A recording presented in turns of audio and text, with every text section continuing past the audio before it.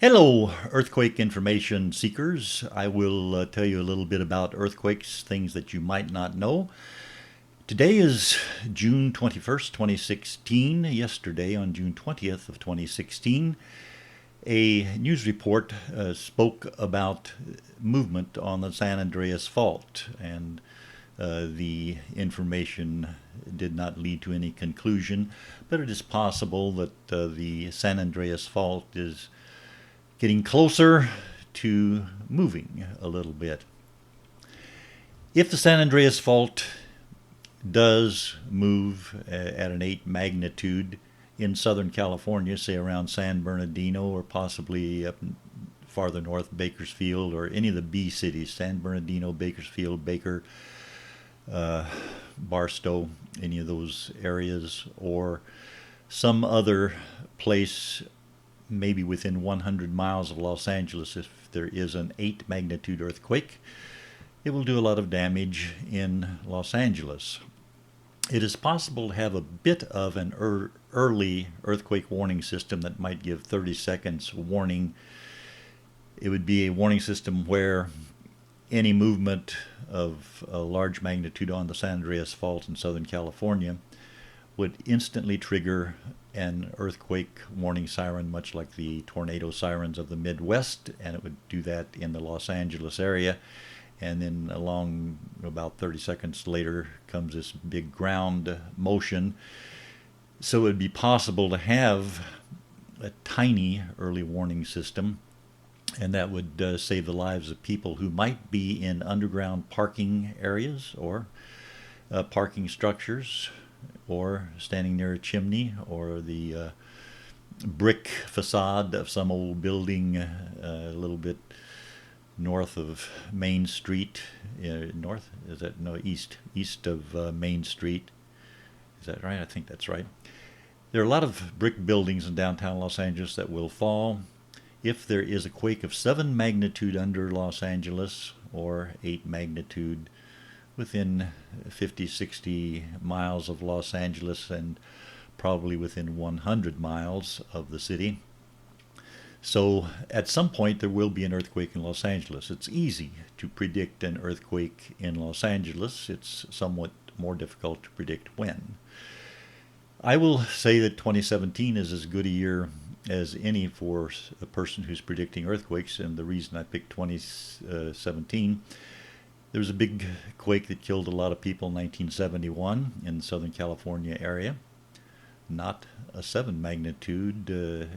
Well, I guess it might have been a 7 magnitude, but it wasn't the 8 magnitude on the San Andreas Fault. And then 23 years later, first 1971, then 23 years later, 1994, there came the Northridge quake, which killed a lot of people in Southern California. And 2017 will be 23 years after that 1994 quake. That doesn't mean that there's going to be an earthquake then. That just means anything is possible. It could happen 1 second from now or 500 years from now. Eventually, there will be a big quake in Southern California. And my advice to anyone living in Southern California is to move. If you live, especially in a condo, let me tell you a story about a condo in the 1994 earthquake. It's something most condo owners, or people who have some sort of interest in a building that houses more than one entity. For example, if you own an office building with a lot of offices, retail outlets, and so on. A condo in 1994 was destroyed by the earthquake. It was damaged badly. I guess the people got out, but they did not have earthquake insurance. So they still owed the money for the condo in which they could not live. They still had to make the payments. They still were in debt to the realtor or whoever sold them the condo. So they owed the money for the condo. But they also had to pay to have the condo building torn down, which was probably just about as expensive as having it put up in the first place. So think about things like that not just financial things. Think about your safety. If you live in a condo or apartment building with underground parking, that parking, if one of these stucco type buildings that looks so nice from the outside and you just drive underneath it and park, and you see those all the time in Southern California, that's going to fall down. The parking structures will fall down, chimneys will fall down, brick buildings will fall down, brick walls in your backyard will fall down during a big earthquake. And unlike tornadoes, unlike forest fires, unlike floods, you might be thinking to yourself, well, if I move somewhere, I'm just going to get into an area where there's a tornado and that'll hit me and that'll be worse than the earthquake, or there'll be a flood or be a forest fire. There's no comparison between a big, huge earthquake and a huge tornado. The huge earthquake is much more destructive, and it doesn't stop. It's not a one-time thing. If you have an earthquake of magnitude 8, and say it's under an area like San Bernardino or Barstow, that of course would kill a lot of people and injure a lot of people and leave a lot of people homeless. But probably the next day after the 8 magnitude earthquake, you'd have a 7 magnitude earthquake. Within a year, you'd have another 8 magnitude earthquake. In the meantime, you'd have a lot of 6 and 6.5 earthquakes, all of which would be killer earthquakes.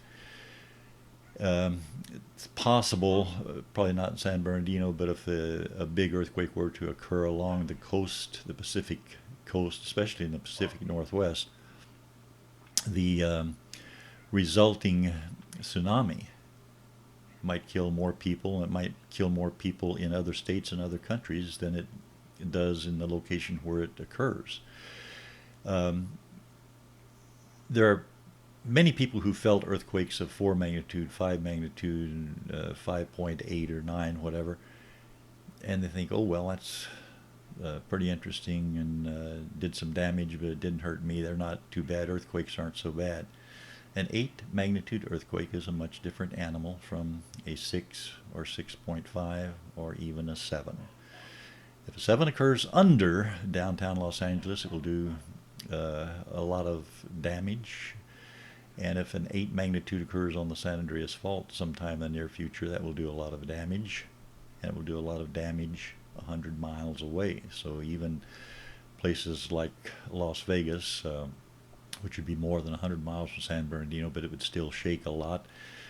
And people who are doing things that are a little bit edgy, like say working under a car that's jacked up on 4 jacks and you're underneath the car fixing the transmission, you're in a lot of trouble if you're there when the ground starts shaking. An earthquake is born full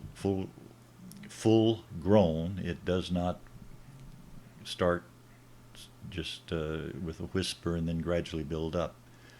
An earthquake comes along and it happens. Now, in addition to thinking about the earthquake the moment that it hits and the shaking probably won't kill you.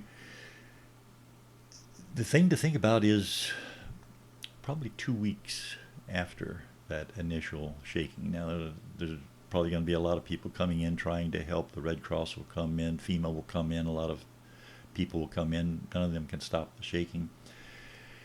But let's ask you right now, and you can ask anyone, talk to someone in downtown Los Angeles, ask them, the very center of the city of Los Angeles, wherever it is, the city hall, whatever, how far away is that city hall from the desert?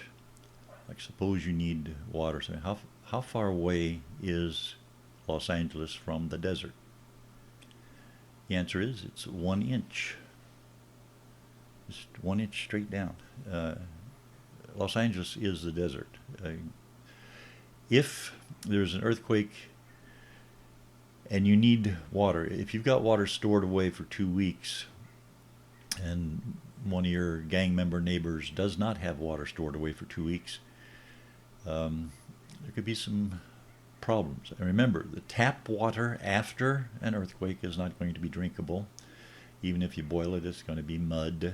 It'll take a while for the tap water to come back normal. You probably won't have any plumbing after an earthquake, and you won't have electricity for a day or two or three, depending on the severity of the situation. So, just something to think about. If I were living in Los Angeles, especially if I were living in a brick building in downtown Los Angeles, or if I were living in a condo that had underground parking, I would seriously think of moving. And the main difference, the thing you're looking for, even though there are things that can kill you anywhere in the United States, and the supply is anywhere in the world, if you are in an area where in a 50 square mile area, within that 50 square mile area, there's a population of 100,000 people, versus Los Angeles, where in a 50 square mile area you might have 15 million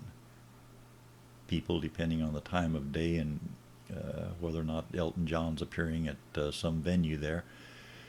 You have to think not only about the earthquake itself, you probably will survive that, but what happens after that, and